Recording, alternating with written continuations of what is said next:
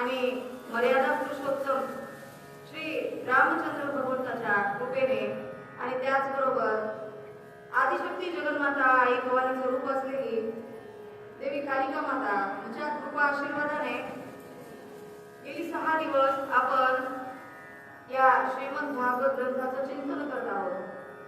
अत्यंत श्रद्धा आणि भक्तिभावाने आपण या श्रीमद भागवत कथेचं श्रवण करत आहोत. आणि आज सप्तम पुष्प आपण भगवचरणी आदर समर्पित करणार आहोत. अहो भाग्य, थोर भाग्य आपलं की अशा पुरुषोत्तम मासामध्ये आपल्याला या अत्यंत परम पावन अशा श्रीमद भागवत कथेचा आश्रय घेता आला.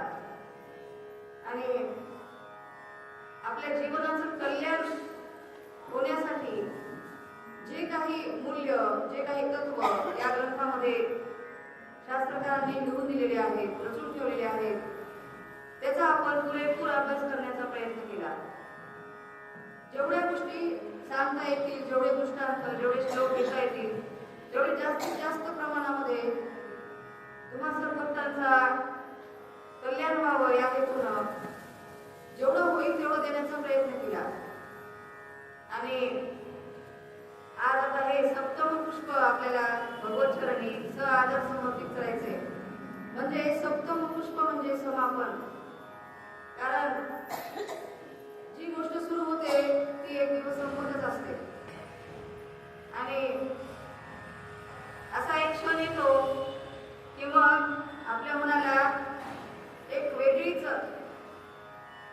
शांतता, एक आभास वाटतो की बाबा एवढे दिवस चालू होतं ते कायम चालू राहिलं असतं तर बरं झालं असतं. आणि ही गोळी जर आपल्याला अध्यात्मात लागली, अध्यात्माची जर अशी गोळी लागली तर त्याहून अधिक कल्याणकारी काहीच नाही. त्यामुळं जेव्हा जेव्हा कुठेही कधीही कथेचा आश्रय घेता आला, कुठेही अशा जर कथा सत्संग होत राहिले तर त्याचा अवश्य लाभ घ्यावा. हे मी पहिल्या दिवसापासून तुम्हाला सांगतो. कारण जो श्लोक मी पहिल्या दिवशी घेतलेला होता तो श्लोक तुमच्या सगळ्याच्या लक्षात असेलच. पुनर्वित्तम पुनर्मित्रम पुनर्भार्या पुनर्महीम एतत् सर्वं पुनर्लभ्यम न शरीरम पुनः पुनः. म्हणजे हा जो मनुष्य देह आहे, हे जे शरीर आहे, हे एकदा नष्ट झालं की पुन्हा प्राप्त होत नाही. पुनर्वित्तम म्हणजे धन संपत्ती नष्ट झाली तर ती आपण पुन्हा प्राप्त करू शकतो. एखादा मित्र आपण गमावला तर नवीन मित्र प्राप्त होऊ शकतो. एखाद्याची पत्नी गमावली तर दुसरा विवाह करून पत्नी सुद्धा प्राप्त होते.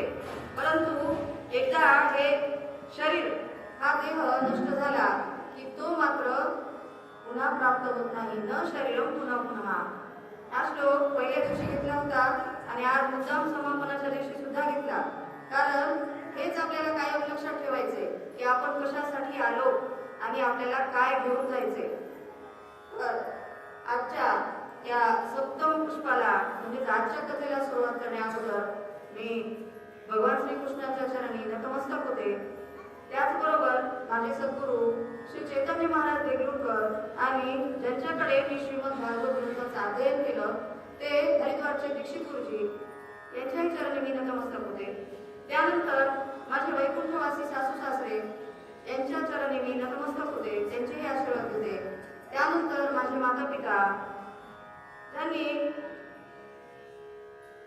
चांगले संस्कार घडवून भक्ती मार्गाला लावण्याचा प्रयत्न केला, त्या माझ्या माता पित्यांचेही मी मनापासून आशीर्वाद होते. त्याचबरोबर ज्यांनी कायम पदोपदी या भक्ती मार्गामध्ये संसारासोबतच भक्ती मार्गामध्ये सुद्धा पदोपदी ज्यांनी माझी साथ दिली त्या माझ्या पती परमेश्वर यांचे सुद्धा मी मनापासून आशीर्वाद देते आणि आजच्या कथेला सुरुवात करते.